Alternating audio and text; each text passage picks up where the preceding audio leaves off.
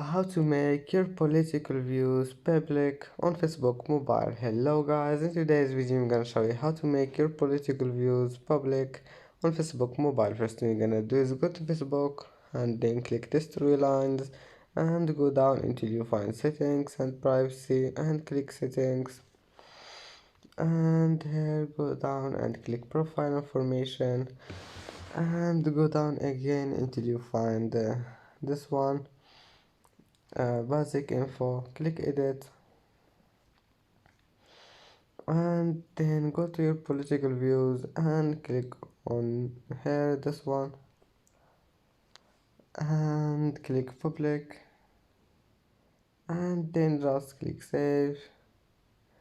And that's it for today's video. Don't forget like and subscribe, and see you in the next video.